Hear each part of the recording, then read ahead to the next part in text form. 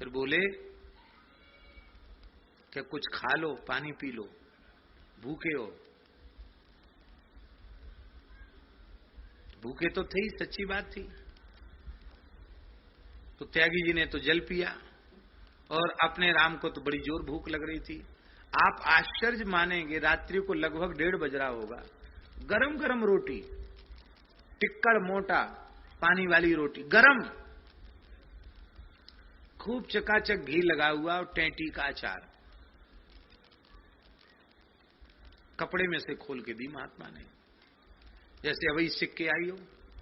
ऐसी खुशबू घी की, क्या कहना, एक तो भूख बड़ी जोर की।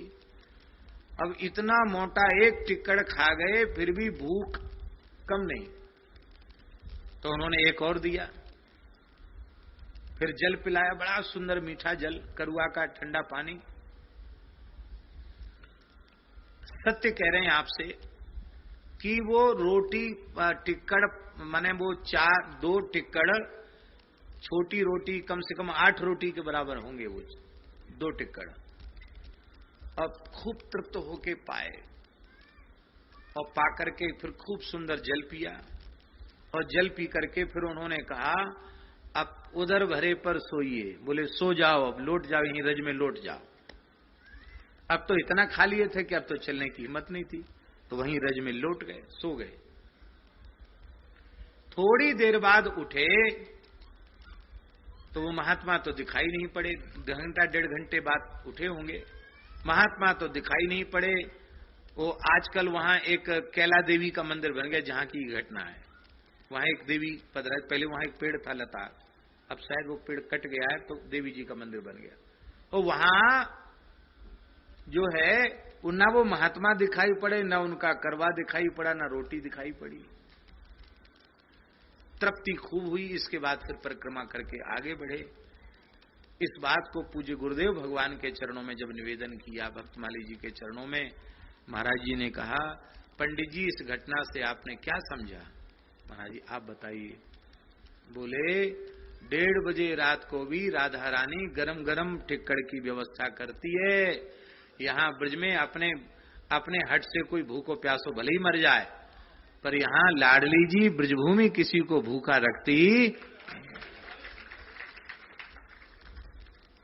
ये तो वृंदावन तो शहर हो गया, ब्रज के छोटे छोटे गांव में एक एक ब्रजवासी के घर में 10-10, 20-20 महात्मा मधुकरी लेने जाते हैं।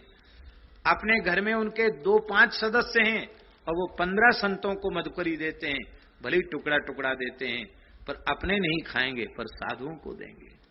भैया ये संत सेवी हैं। हमसे कोई कहता है कि नंदगांव बरसाने में जाते हो कि पंडा परेशान करते हैं और दक्षिणा मांगते हैं और खरी खोटी भी सुनाते हैं लेने के बाद भी। हम कहते भाई सौभाग्य मानो अपना, ब्रजवासी संत तुम्हारी एक फूटी कौड़ी लेने वाले नहीं है।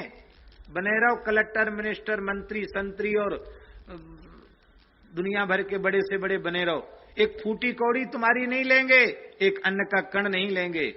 पर इन ब्रजवासियों की सेवा करते हो आप। ये ब्रजवासियों के घर में संत मधुकरी लेते हैं, जिन संतों को तुम स्वप्न में भी नहीं दे सकते कुछ भी, उन संतों के पेट में तुम्हारा अंश जा रहा है, ब्रजवासियों के माध्यम से जा रहा है। इसलिए ब्रजवासी समदाता नहीं, ये दाता है महाराज। पर कहां भाव रखते हैं?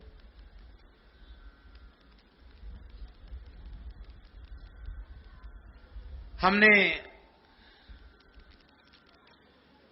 कहा भी था और फिर निवेदन कर रहे हैं, अपने कष्ट सहकर भी कभी किसी ब्रजवासी को पीड़ा नहीं देना।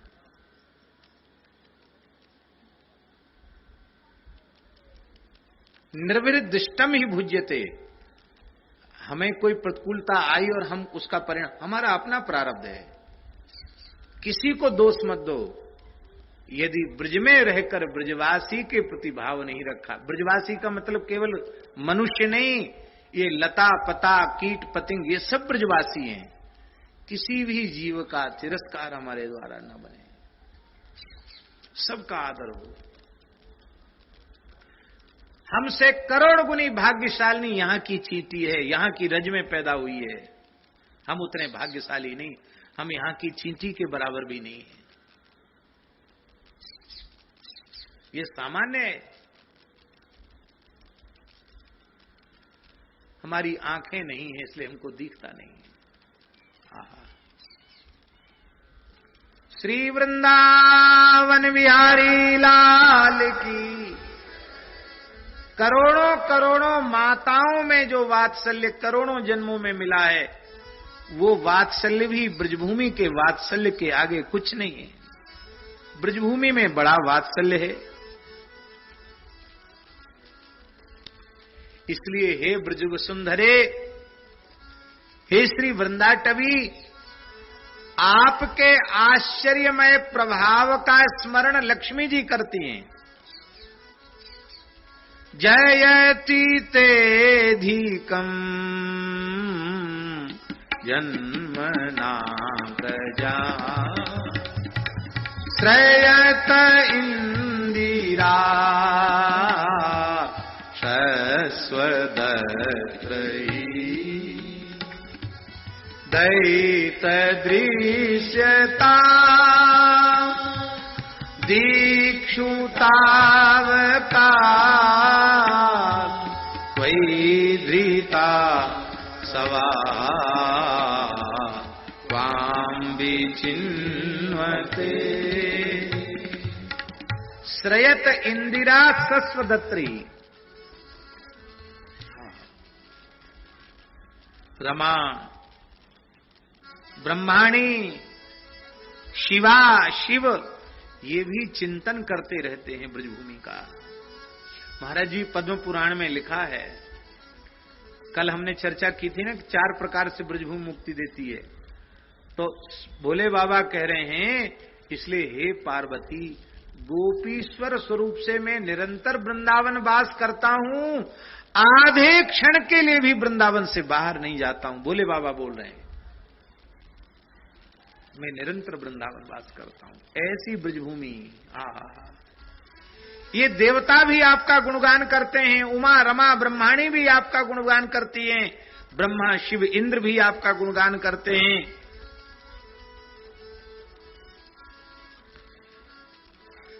हे ब्रजभूमि, स्वम चेल्लोचन गोचरी कृतवती, आपने कृपा कर ही दी। हमने इसी जीवन में इन्हीं आंखों से आपका दर्शन कर लिया, आपकी लताओं का दर्शन कर लिया, गिरिराज जी की शिलाओं का दर्शन कर लिया, वृक्षों का दर्शन कर लिया, सरोवर का दर्शन कर लिया। ये सरोवर क्या समझ रहे हो आप? चंद्र सरोवर, ये क्या है? रास में चंद्रमा को गर्व हो गया था महाराज, मैं बड़ा सुंदर हूं, पूर्णिमा का, शरद पूर्णिमा का चंद्र हूं। और जब रास बिहारिणी बिहारी जी के रूप में ठाकुर जी यहां पधारे, तो प्रियालाल की झांकी को देख के चंद्रमा पानी पानी हो गया। अरे बोले, हम तो कुछ नहीं है इनके सामने, इनके एक रोया के सामने भी कुछ नहीं है। वो पिघल गया महाराज जी चंद्रमा, चंद्रमा ही सरोवर बन गया। चंद्रमा ही गल गया, सरोवर बन गया, जल रूप हो गया। और ठाकुर जी वहां से गिरिराज जी से चल के यहां तो उतने में ही श्रम हो गया। बोले अब द्वारा श्रृंगार होगा। श्रृंगार के पहले श्रमापनोदन के लिए स्नान आवश्यक है। इसी सरोवर में जल विहार किया युगल प्रियालाल ने। और जब जल विहार किया तो अब श्री जी ठाकुर जी की अंग कांति, अंगराग इसमें घुल गया। और इसमें से फिर कृपा से चंद्रमा प्रकट हुआ, जो वृंदावन के आकाश को शोभायमान करने वाला चंद्र। एक बार तो चंद्रमा गल गया, क्योंकि ये प्राकृत चंद्रमा कहां प्रकाश कर सकता था रास में। युगल प्रियालाल की अंगकांति पाकर धन्य हुआ, और तब रास में चंद्रमा का प्रकाश हुआ। ये चंद्र सरोवर है, ये जल नहीं है। युगल प्रियालाल के अंग की सुवास है। सूंघ के देखो, नाक हो तो सूंघ के देखो, क्या दिव्य जल है। कहने का आशय, एक एक चीज, यहां का कुंड, यहां का कुआं, यहां का एक एक वृक्ष अतिशय दिव्य है। आपने अपने प्रत्यक्ष दर्शन का सौभाग्य प्रदान कर दिया है। हे श्री ब्रजभूमि, अब आपने इतनी कृपा कर दी है तो जिम प्रति लाभ लोभ अधिकाई, हमको और लोभ जग गया है। वृंदावन धाम ने पूछा, ब्रजभूमि ने पूछा, अब क्या लोभ जग गया? बोले अब हमको लोभ है मृग्यम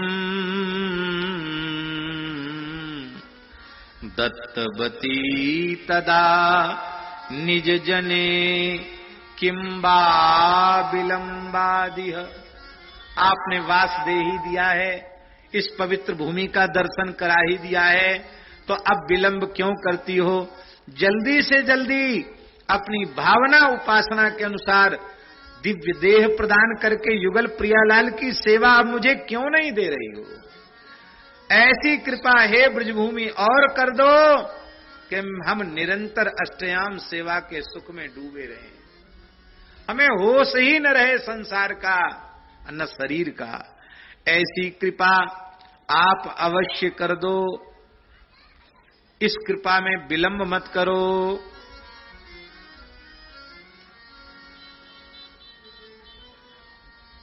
हे मन, हे चित्त, अब तू निश्चिंत होकर इस भूमि का आश्रय ले ले। राधा कृष्णा वनधिक समौ रूप लावण्य लीला। बस ये श्लोक कह के पूरा। वैदग्ध्याद्यैर निरवधि मिथोर्वर्धि गाढ़ानुरागौ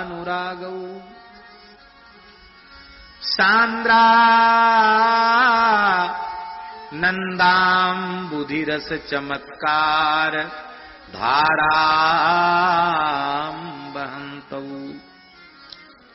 वृंदारण्ये परिचर मुदा नित्य सत्ता प्रकाशौ वृंदारण्ये परिचर मुदा नित्य सत्ता प्रकाशौ।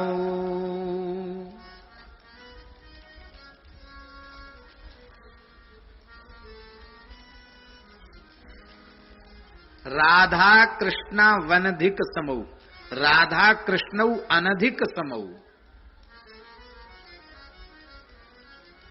ये श्री राधा कृष्ण वृंदावन के कैसे हैं? बोले अनधिक सम। अनधिक सम का अर्थ है, अधिक तो जानते हो, अनधिक सम इसका मतलब है इनका रूप, इनका लावण्य, इनकी लीला वैदग्धि ऐसी है जो कभी पूरी होती नहीं है, जितनी कहो उतनी थोड़ी। माने इतना अनंत है कि जितना कहो उतना कम है। ये तो इतनी हम लोगों की कहने की शक्ति है। रोम रोम में जिह्वा हो जाए और करोड़ करोड़ कल्प तक कहा जाए तो भी कुछ नहीं कह पाओगे। ऐसा रूप है, ऐसी लीला है, ऐसा लावण्य है। ऐसे जो युगल प्रियालाल हैं, मिथोर वर्धि गाढ़ानुरागई, मिथा, उन दोनों का परस्पर गाढ़ानुराग है। अनंत काल से ठाकुर जी प्रिया जी में अनुराग रखते हैं, तृप्त नहीं हुए। अनंत काल से प्रिया जी लाल जी में अनुराग कर तृप्त नहीं हुई। अच्छा चलो, युगल प्रियालाल तो तृप्त नहीं हुए, क्या सखी तृप्त हुई? सहचरी तृप्त हुई? दासी तृप्त हुई? अरे सखा तृप्त भय। अच्छा एक बात बताओ, चलो ये तो बहुत ऊंची चीज है, आप तृप्त भय कथा सुन के। हमारे वृंदावन में मिथिलेश माता जी थी, यहां भी उत्सव में आती थी। आंख में बड़ी तकलीफ हो गई और तबीयत ठीक नहीं, वृंदावन में कहीं कथा होती पहुंच जाती, कुर्सी लेके पहुंच जाती। एक बार कहीं चोट वोट भी खा गई, हमको पता चला तो हमने उनको कहा कि माताजी, परम श्रद्धेय स्वामी श्री अखंडानंद सरस्वती जी का बरसों तक सत्संग किया, वो कितनी कथाएं आपने सुन ली हैं, और अब आप तो वहीं बैठ के राम राम करो, काहे को परेशान होती हो। हमारे मोहल्ले में कथा होती, हमारे रिक्शा भी मिलता नहीं, क्योंकि बंसीबट तो देहात वृंदावन है, उधर शहर वृंदावन है, मत आया करो। सैकड़ों कथा सुन चुकी हो, क्या सुनना। उन्होंने क्या कहा, उन्होंने कहा कि हम भी यही सोचते हैं कि अब नहीं जाएंगे, लेकिन जैसे ही समय आता कथा का पता नहीं क्या होता है, रोना आता है कि मैं काय को पड़ी वृंदावन में, कथा ही नहीं सुनूंगी, महाराज जी की कथा हो रही, कथा नहीं सुनूंगी, क्यों यहां पड़ी हुई हूं। दो वृद्ध थे, गोरीलाल कुंज में रहते थे, वो तो ऐसे थे महाराज जी, वो चल फिर नहीं पाते, बड़ी उम्र के, वृंदावन व अखंडवास करते, तो वो उस रिक्शा में बैठ के पहुंच जाते, और 2 टाइम कथा होती थी उस समय, तो वहीं अपना रोटी वोटी लेके जाते, वहीं पंडाल में पड़ जाते, वहीं पा लेते, फिर शाम को फिर अपने, उनको भी ब्रजरज मिल गई। क्या है इसका आशय, ये है कि कथा सुनने वालों को सुनने से तृप्ति नहीं हुई, कथा कहने वालों को कहने से तृप्ति नहीं हुई, नाम जपने वालों को नाम जपने से तृप्ति नहीं हुई। तृप्ति हो गई तो रस नहीं आया। हा? रामचरित दे सुनत अघाही, रस विशेष जाना तिन्नाही। तृप्ति होगी, तृप्ति, और अतृप्ति में ही आनंद है। अतृप्ति में दुख होता है, पर यहां अतृप्ति में आनंद है, ये विशेषता है। जितनी अतृप्ति बढ़ेगी उतना आनंद बढ़ेगा। संत श्री दादू दयाल जी के बारे में हमने सुना है, आपको सुनकर आश्चर्य होगा, 1 खरब राम नाम लिया था उन्होंने। कितना? आज के पढ़े लिखे लोग विश्वास नहीं करेंगे, रोम रोम से नाम प्रकट होता था उनके। उस समय अकबर बादशाह भी उनका दर्शन करने आया था, नारायणा में हम दर्शन करके आए। दादू दयाल जी की वाणी, बड़े नामजाक, बड़े सिद्ध संत। तो दादू दयाल जी जब भगवान के धाम जाने लगे, अतृप्ति के बारे में बता रहे हैं बाबा, जब भगवत धाम जाने लगे तो उनके आंखों से आंसू बहने लगे। उनके शिष्यों ने कहा, महाराज देह त्यागते समय रोते तो वो हैं जो भजन नहीं करते, आपने तो अहरनिश नाम जप ही किया है, आपके नेत्रों में अश्रुधार क्यों? पूछा तो उन्होंने कहा, देह हवाले हो रही, देह हवाले हो रही, होश रही मन माई, दादू जैसा नाम था वैसा लीना नहीं।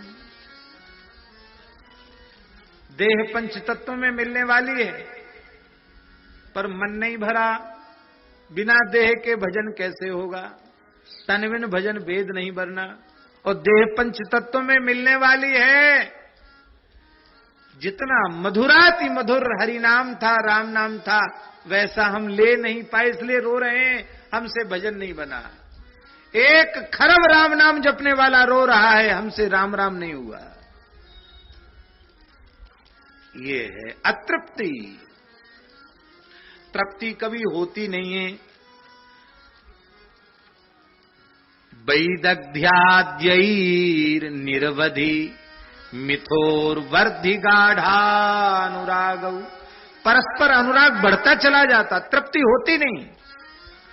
सांद्रानंदाम बुधिरस चमत्कार धाराम बहंतौ, घनीभूत जो आनंद है, उस आनंद का जो समुद्र है, वह समुद्र ही रस का समुद्र है। उसकी चमत्कार धारा को वहन करते हैं युगल प्रियालाल। वृंदारण्य, ऐसे वृंदावन में परिचर मुदा नित्य सत्ता प्रकाशो, जिन श्यामा श्याम की नित्य सत्ता का प्रकाश श्रीमद वृंदावन में है। अरे वृंदावन में नहीं, इस ब्रजभूमि के एक एक कण में, एक कण उठा करके देखो, ध्यान से देखो तो एक नील है और एक गौर है। एक एक कण में युगल प्रियालाल बसे हुए हैं। ऐसा जो श्रीधाम वृंदावन है, उसमें निवास करके क्यों तुम आनंद पूर्वक सेवा नहीं करते हो? अर्थात निवास करके निरंतर आनंद पूर्वक सेवा करो। जय जय श्यामा, जय जय श्याम, जय जय श्री वृंदावन धाम। जय जय श्यामा, जय जय श्याम, जय जय श्री वृंदावन धाम। जय जय श्यामा, जय जय श्याम। एक महत्वपूर्ण सूचना है, कल भंडारा है और इस उत्सव की पूर्णता है, तीसरा दिन है। तो कल की कथा सवेरे 9 बजे से होगी, ऐसा सूचित किया गया है कि 9 बजे से 12 साढ़े 12 बजे तक कल वृंदावन महिमामृत की आगे चर्चा करेंगे। उसके बाद दोनों खुराक मिलेगी, देख लो भैया, आत्मा की खुराक सत्संग और इस देह की खुराक भगवत प्रसाद भी मिलेगा, दोनों चीज यहां मिलेगी। तो कल संतों का दर्शन और पूज्य बाबा की कोटि के दिव्य महापुरुष के उत्सव के प्रसाद का एक कण भी निष्पाप बना देने वाला है और भगवान की भक्ति को प्रदान कर देने वाला है। ऐसे महापुरुष के उत्सव का प्रसाद अवश्य लेना चाहिए। आप लोग लेंगे? हाँ, उसमें भी विशेषता सुन लो। अब आप ब्यारू तो करेंगे ही नहीं, बाल भोग भी नहीं करेंगे। सूर्यश्याम गौशाला की गौ माता के घृत से निर्मित पूरी रसोई होगी। बाजार का घी नहीं, ब्रज की गैया का घी, यहीं का घी, खूब चकाचक। हम तो भैया आज पानी पे हैं, कल खूब बढ़िया जीवने के लिए तैयार हैं। आज एकादशी है ना, कल खूब बढ़िया से जीवेंगे। आप लोगों का भी निमंत्रण है, 9 बजे से कथा सुने, फिर यहीं प्रसाद लें। पूज्य स्वामी श्री नवल राम जी महाराज भी अपने पूरे परिकर के सहित कल पधारें, बाबा के उत्सव का दिव्य प्रसाद लें।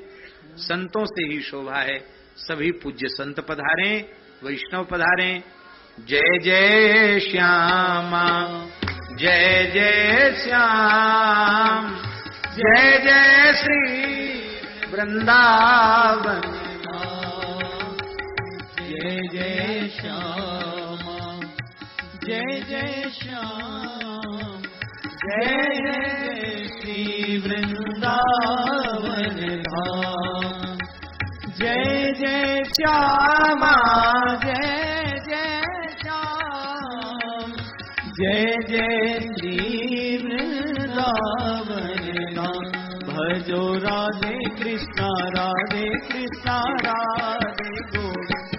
भजो राधे कृष्णा, राधे कृष्णा, राधे गोविंद। केशव जी कल्याण गिरी धरन